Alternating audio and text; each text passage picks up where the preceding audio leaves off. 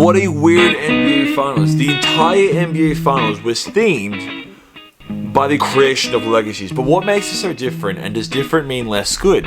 Especially when we understand that there was no established narrative. Instead, it was a untraditional NBA Finals, where the drama lied within the hypothetical outcomes. Okay, there were no one player on either team has ever played in NBA Finals before. There were no legitimate beefs going on, no breakout parties to admire. This wasn't the beginning of a transformative era like with the emergence of Magic Johnson or Michael Jordan. No. While the NBA's Finals was playing, nothing was riding, except for one thing. I mean, technically, there were no real breakout parties this year. I mean, even when you look at Phoenix and their astonishing turnaround, it wasn't really like Devin Booker went off that much of a level in his game. Okay, he was down this year in every single statistical category. Every single stat he was down, including efficiency. And then when you look at the continuance of the Chris Paul effect, that at his old man age, he's still turning franchises around. I mean, that is amazing, but it's not new. No, the only thing that was riding this entire NBA Finals was Giannis. The fact that we as fans are witnessing him reach his second peak.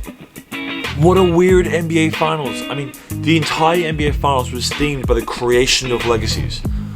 But what makes it so different, and does different mean less good, especially when we understand that there was no established narrative. What a weird NBA Finals. I mean,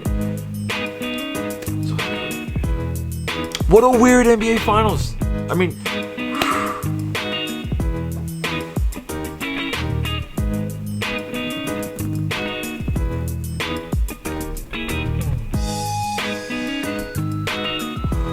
what a weird NBA Finals.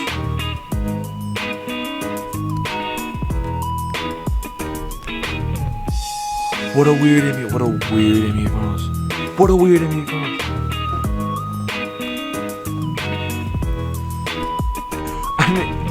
I mean, this does not happen often.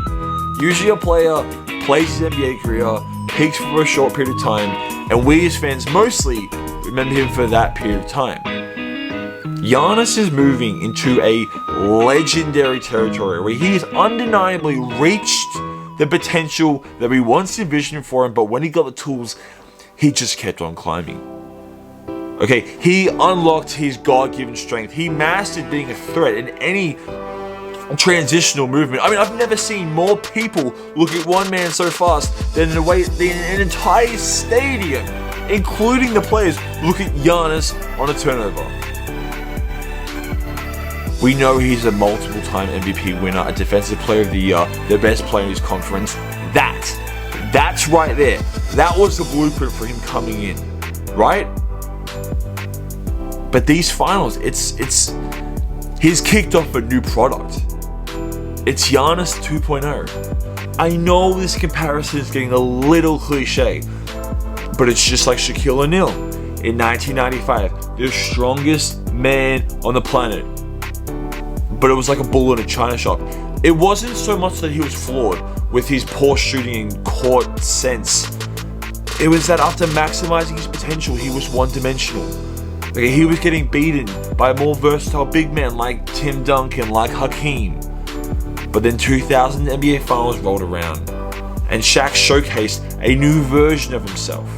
But for Giannis, the improvements were not as simple as being more aware of when to throw out a kick-out pass or something. No, it was knowing when to score the ball and when to get his teammates involved. It was knowing how to maneuver around a Suns brick wall, a type of defense that fucking haunted him in the past, but he's now gotten over it somehow.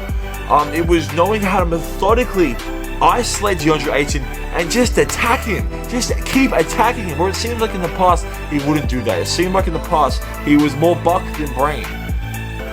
These NBA Finals was a different Giannis Antetokounmpo than we saw last year get gentleman sweep against Miami Heat. Just like how Shaq was a different player after getting swept My Tim Duncan Spurs, the next year were on a three-peat and dominated the league.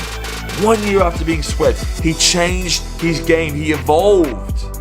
But, like with all evolution, the product is still the product, right? Like the iPhone 2 and the iPhone 27, still the iPhone. The core of the product, that's the selling point. And the selling point of Giannis is his speed, athleticism, muscle, height, agility, not his shooting. That's what I'm trying to get into. I mean, okay, put it this way.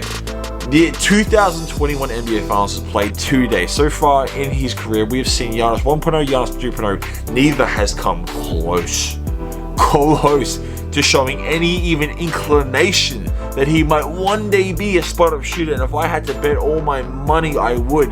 Giannis is not going to be a serious threat from three-point line.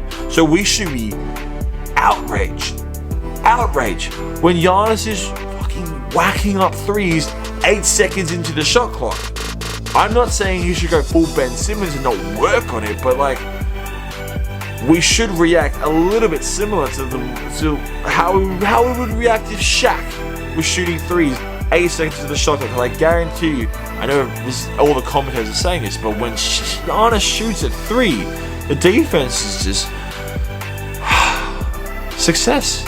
And that's going to be the story here. But the reflective story, the story at the end of the page, the story looking back at it now that it's all done, is okay. Well, one, Chris Paul is likely never going to be in an NBA Finals ever again. I don't like saying that, but he won't. He'll probably end his career in the same realm as Jason Kidd and Steve Nash's terrific, ringless, fundamental point guards. Now, people are going to look back at these finals. He was up 2-0. I think it was his fourth time being up 2-0 in series. He lost again. They're going to look back at the series and they're going to say it was a choke artist. Is it fair? It is what it is, honestly. I don't want to go on this for too long because I could easily go on a freaking 15-minute rant on Chris Paul and his legacy, but okay, next thing. Okay, and two, there was no familiar faces. Okay, with dynasties come narrative, established narrative. Okay, put it this way. Every single NBA final since the beginning of the century has had one of the four juggernaut dynasties. Lakers, Spurs, Warriors, Heat. Every single final since the 2000s. Now, this felt like a world heavyweight title fight with no past world champions. I mean, these teams were not built up as champions. There was no dynasties. There was no narrative. Meaning there was less drama. And guess what? It was awesome. It was an awesome finals from beginning to end. It was awesome.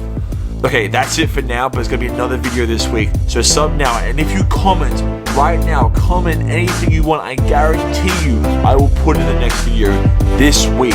This week a new video is coming out. Peace.